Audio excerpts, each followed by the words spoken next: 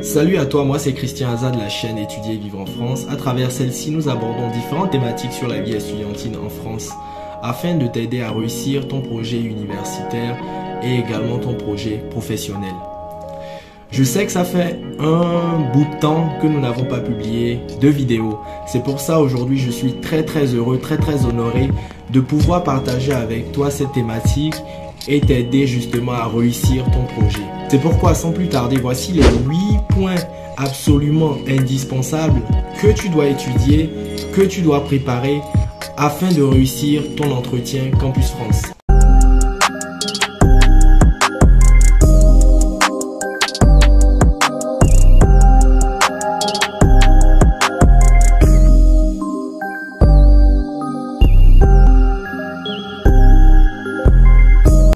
Le premier, il faut absolument que tu fasses un tableau récapitulatif Excel avec les différents établissements que tu as eu à sélectionner, accompagné des différentes villes, des différentes formations, quand bien même toutes les formations viennent de la même spécialité, elles ont malgré cela différentes appellations.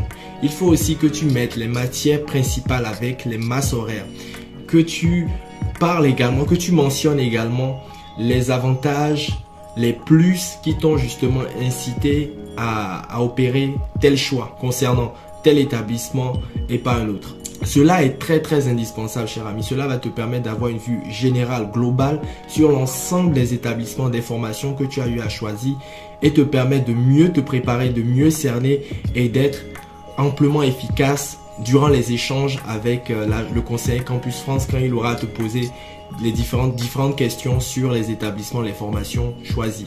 2. Il faut également, cher ami, que tu étudies les questions courantes. Il y a des questions qui reviennent à chaque entretien, qui reviennent chaque année et qui sont posées, peu importe le conseiller, à vous tous. Les questions concernent ta présentation, qui tu es, qu'est-ce que tu as eu à faire, qu'est-ce que tu étudies actuellement, qu'est-ce que tu veux étudier plus tard en France, quel est ton projet d'études, quel est ton projet professionnel, quelles sont tes motivations pour aller étudier en France, quelles sont les matières que tu auras à étudier, etc. Donc les questions, tu peux les retrouver sur Internet, c'est des questions généralement posées et qui est tout à fait logique qu'on te les pose pour pouvoir voir à quel point tu es motivé, à quel point tu maîtrises ton projet d'études, à quel point ton projet d'études est sérieux, à quel point tu es déterminé à étudier en France et surtout à réussir ton projet professionnel. 3. Il est important que tu t'entraînes devant ta glace. Cher ami, ceci est un exercice que je recommande absolument pour te permettre de bien articuler quand tu parles, de bien prononcer les mots, et tu peux prendre un stylo ou un crayon, mettre entre tes dents et t'entraîner devant ta glace. Cela te permet de te préparer, d'habituer ta bouche à articuler et surtout de te faire comprendre. En t'entraînant, tu peux également te poser les questions, voir comment tu te comportes, comment tu parles. Cela va te permettre de prendre confiance en toi et d'éliminer les gestes parasites que tu pourrais éventuellement avoir lorsque par exemple tu hésites, tu réfléchis ou autre. Tu peux également demander à un ami ou à un proche de faire la simulation avec toi. Cela va te permettre de te préparer, d'être dans la condition de l'entretien et le jour J de tout éclater. 4. Tu as certainement des amis qui aussi doivent passer l'entretien Campus France.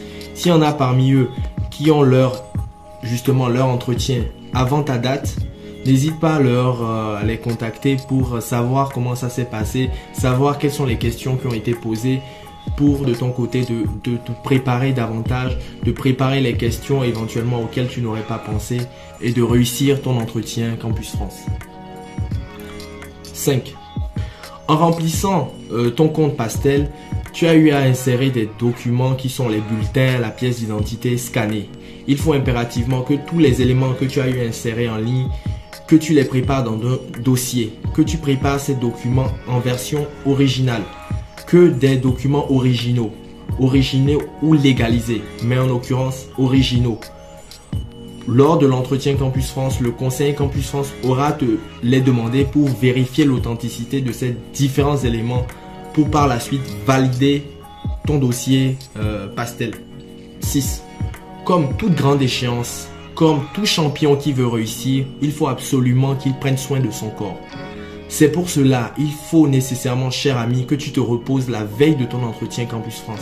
Il ne sert plus à rien de te préparer, de bûcher quoi que ce soit, d'apprendre quoi que ce soit. Il faut que ton cerveau puisse se détendre, penser à autre chose.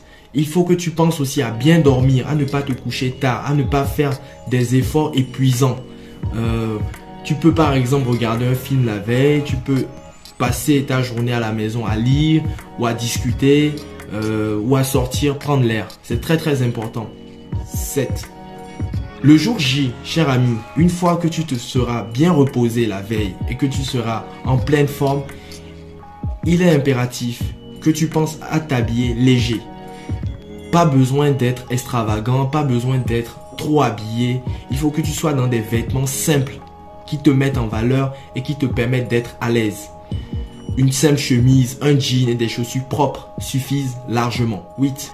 Il faut que tu penses à imprimer ta convocation et tu penses absolument à être à l'heure, à venir 20 minutes ou une demi-heure en avance.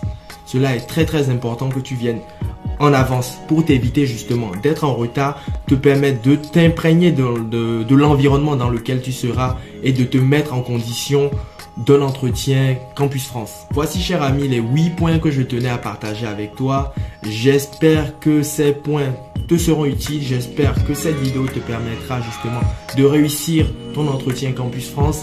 Si tu as d'autres points que tu souhaites partager avec nous, n'hésite pas à les mettre en commentaire.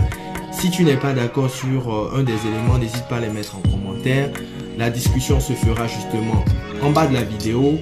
Et si tu as d'autres questions, si tu as des appréhensions, n'hésite pas également à les mettre en commentaire. Si tu as aimé cette vidéo, tu sais ce qu'il te reste à faire. En attendant la prochaine vidéo qui sera publiée très prochainement, prends soin de toi et à très vite. Ciao.